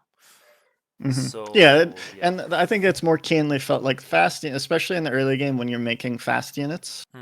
It's much easier to abuse the lack of mobility from the soldiers. But as the eco starts to ramp up a little bit and you go into 2 base and then 3 base, the mobility in general starts to matter less and less as you take, I mean, being able to defend multiple bases. But what I mean is the soldier isn't so slow like a kata where it's like, oh, I'm crippling my mobility by going. It's just it not being as fast as a wolf or as fast as a raider is highly felt in the early game when there's only a few units. So Yep. that just kind of makes it bad in the early game. But But from yeah, the as mid you game go on, into the it's oh my such a god, great unit. yeah, of course. I would say for this tier list, I would put it probably. I don't know if I want to put it behind the raider or behind the airship. I, God, that's a tough one. I'd probably put it in front of the ballista, All right. but behind the airship. I think the airship elevating so many units to their full Soldier potential drops are nice. Come on now. yeah, oh Soldier yeah, they drops are. are awesome. Yeah, they are. All right. So the Now, soldier has here's a space. tough one. So I don't know whether I would put this like in my mind when no airship, I would put this somewhere in A. You know, but with the airship, it like I really want to put it really high in A or like even low in S. Like the airship makes werewolf drops are so scary. They're just devastating. They break down towers. They destroy worker lines. The flanking airships with werewolf is very scary. Getting smashed from behind is game over. Oh, Smash is such a great thing. Oh.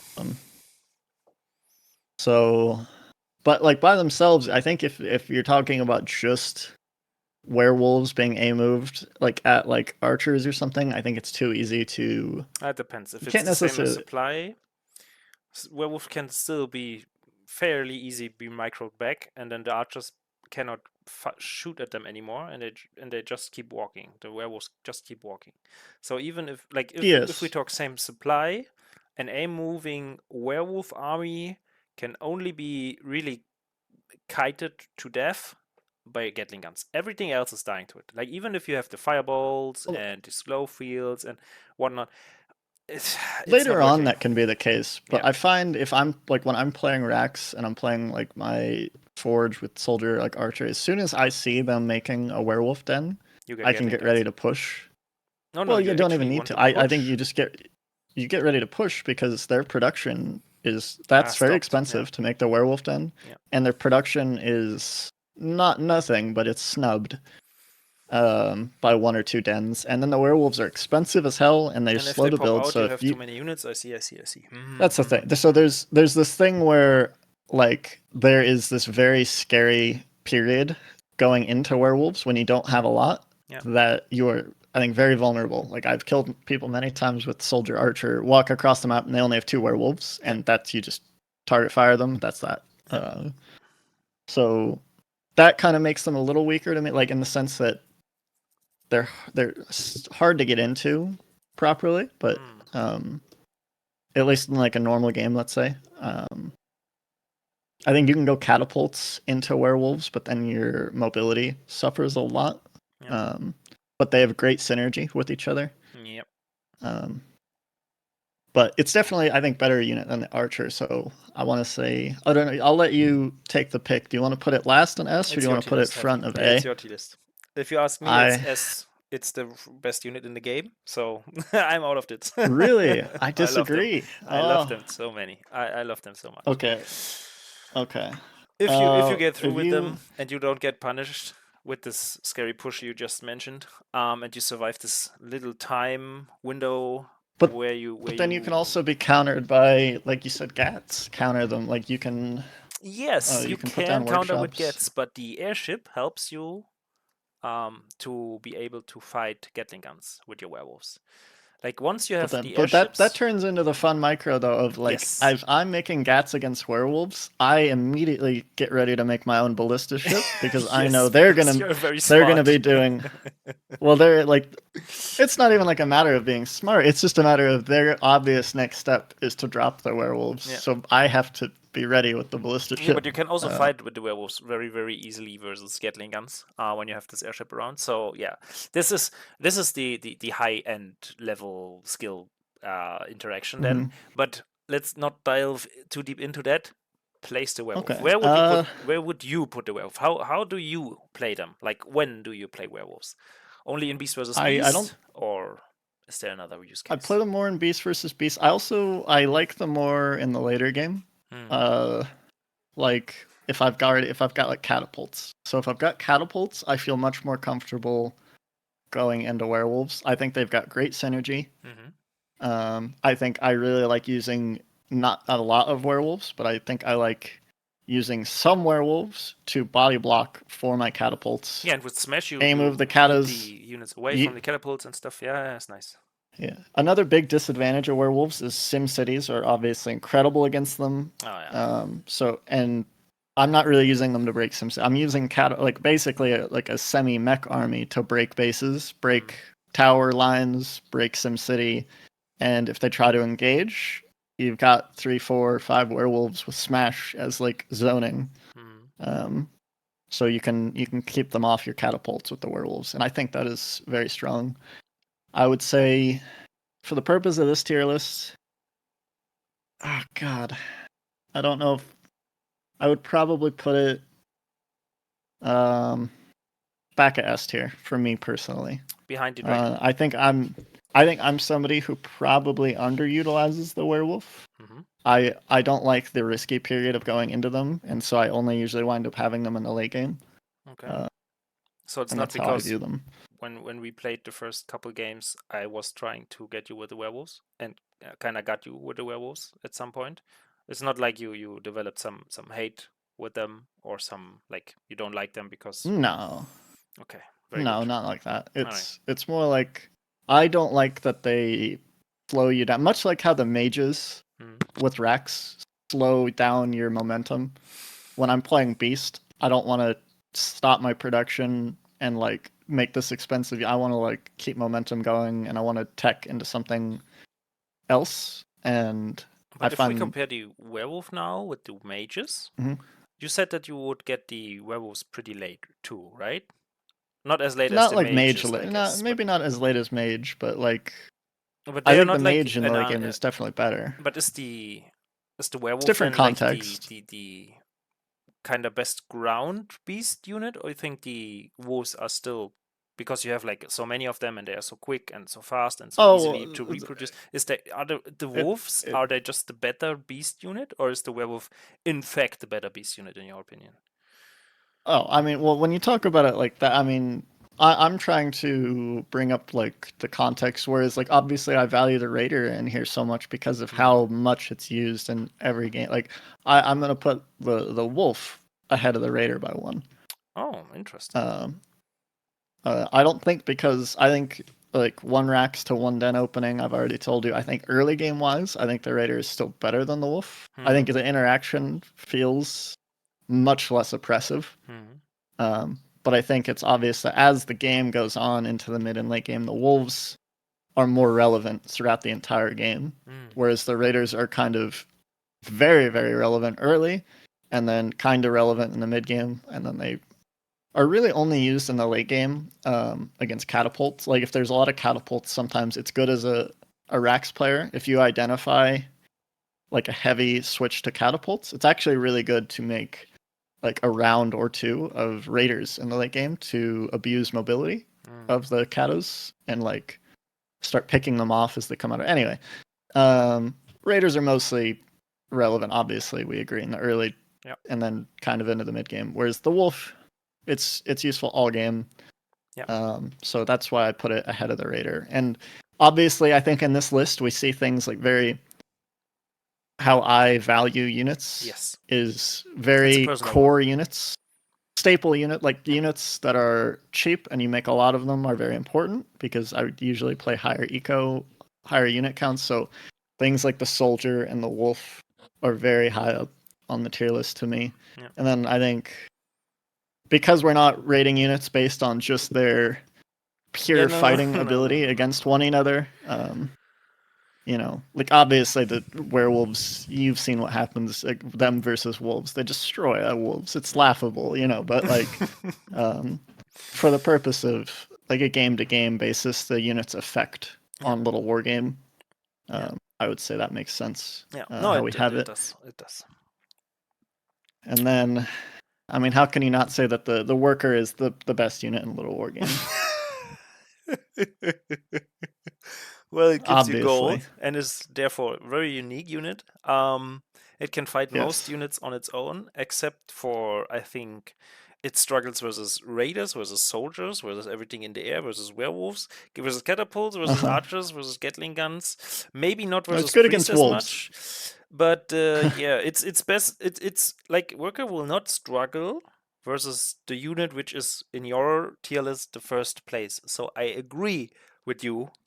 If you are like, if that's your tier list and you have to rate the worker most likely is stronger than the or has a higher position than the wolf in your tier list. I can see that. Yes. I mean, like I said, most of these things are being rated off of their impact on Little War Game. And how can you not say the worker is the most impactful unit in the game? The goat unit. The GOAT unit. All right. Always has been, always Yeah. will be. Okay.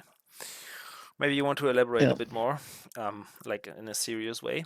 I know, like Um, you can do a lot of work for, stuff with workers, but what's the like? Not from Was a there? fighting standpoint, but I mean, it's obvious you need them. I mean, that's why they're the best unit in the game. Okay, then another You question from a noob to a very big brain.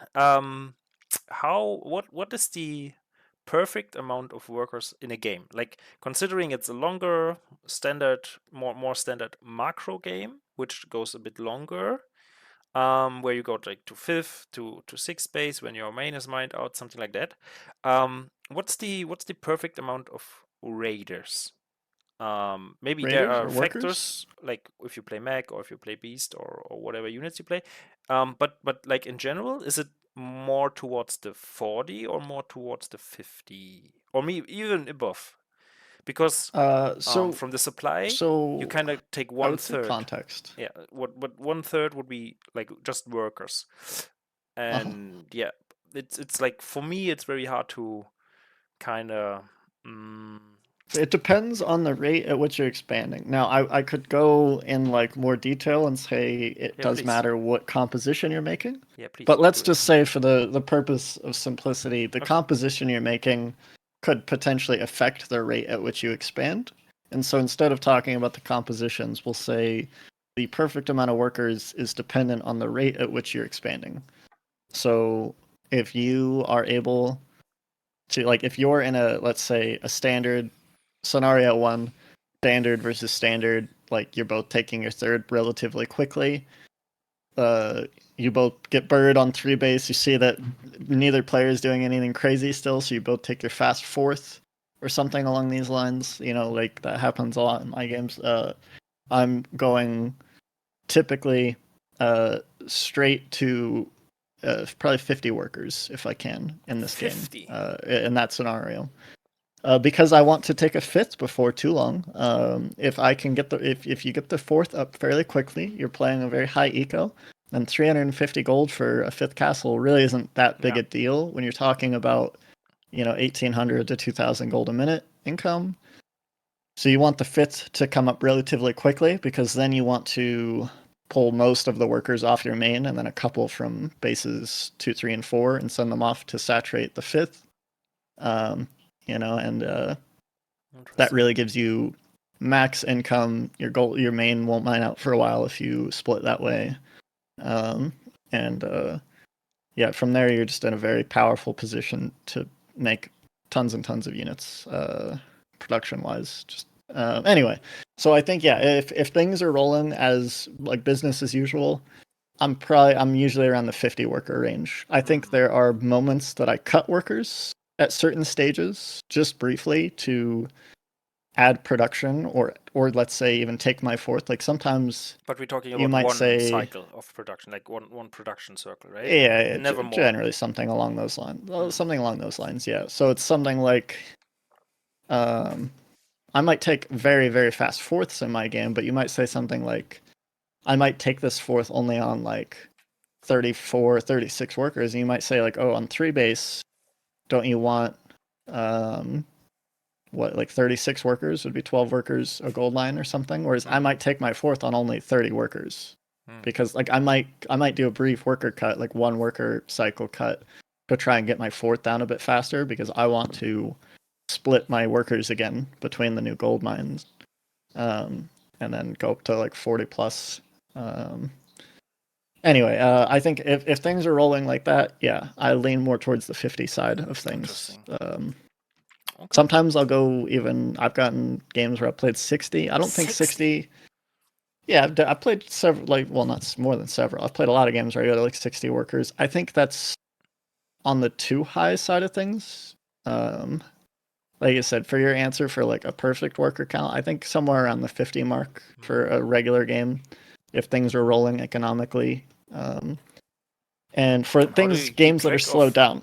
How do you keep track of how many workers you have at the moment? Is there like a group, and every worker is put in a group, and you can just circle to them and then count like that, or you just kind of guess it? Generally, when I am seeing, like, when one of my castles, I'm not doing any real counting inside of the game, as much as I am, like, I routinely will, like, screen locate through my bases and box the workers on the gold lines, and I'll kind of look at like, I'm not necessarily counting, I'm just kind of I'm looking for what base, if there's like a discrepancy, if one base, like, oh, whoa, that's more workers in that box than there should. And then you send them over to another. Yeah, okay.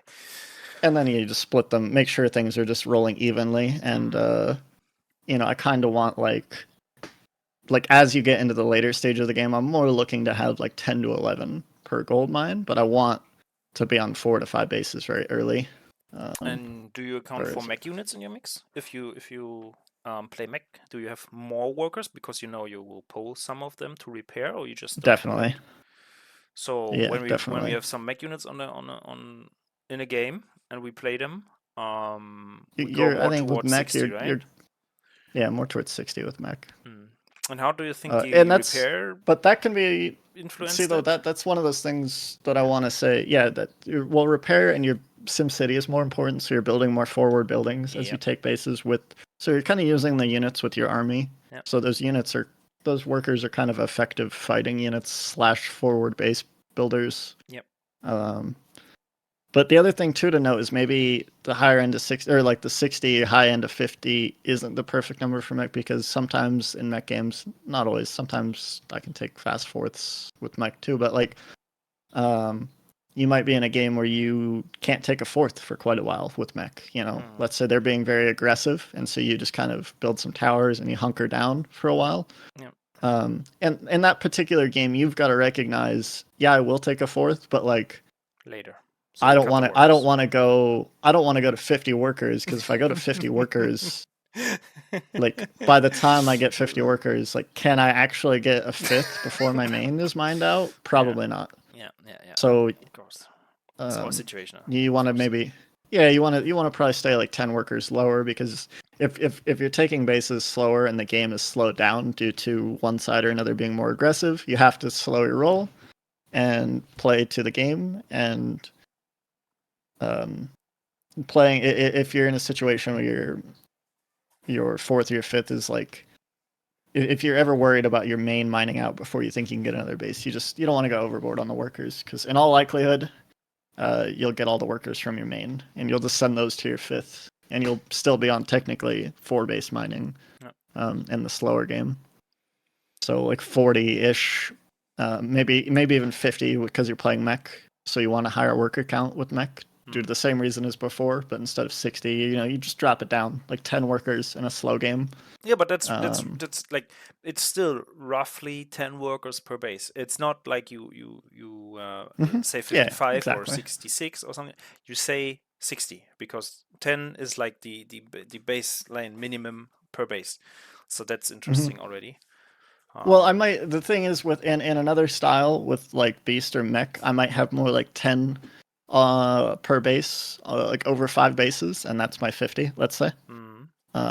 And then I'm trying to take my 6th, like, let's say, before my main mine's out or something. And then you transfer the workers. Yeah, and then that's where I send the workers from the main. So let's say in that scenario, I've got like 50, 10 per base-ish, whatever you want to call it.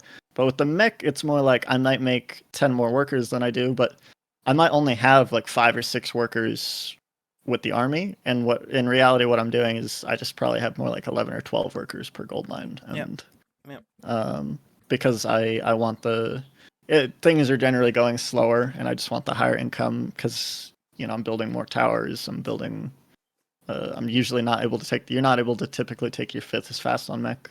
Yeah. So I just want more income. Cool. I guess Since what you wanted to continue. Oh no, Okay. it's all good. So before we conclude the video now, your tier list, I want to you kind of reward the people who listened for such a long time to you and me by dropping a real important truth bomb, because you told me this this change, or this what you found out about the income generation in the early stages of the game, and that it makes sense to have like 13 workers on a gold mine before you take castle. And I noticed in my games that the games are, I'm just ending up ahead, and I just feel that because I'm ahead very early on, which is the reason I try to play more macro games. Okay, I lost more because of it, because I suck at macro, but still, I had some success with this, and it feels really good. So for everyone still listening, try 13 workers in the beginning before you take the castle. You can elaborate on that, but it's really helpful, and it feels damn awesome. Yeah. I think in most scenarios it's safer, and like there is that bit of math, like on obviously nobody else has to go find it, but I mean, for instance, that Excel spreadsheet with the gold mine stuff and them talking about I think, what was that, AC's Excel sheet talking about like 11 being the supposed perfect number. Well, the problem is with that is that's taking into context building the castle before building a unit, like essentially, and just like what optimal gold looks like before building a unit. And that makes sense in that context. But when you talk about making units, you're delaying your castle.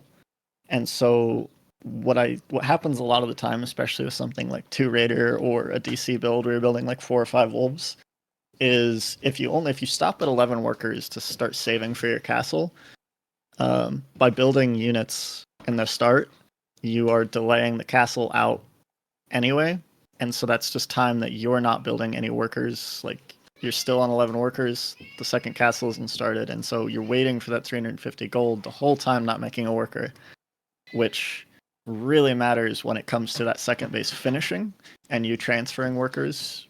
But the difference is, the way I do it with 13 workers is when my second castle's done, I have 14 workers and a 7-7 split, versus doing an 11 worker castle is you've got 12 workers when the castle's done typically, and then it's a 6-6, which is 2 extra workers that early in the game is a really huge deal.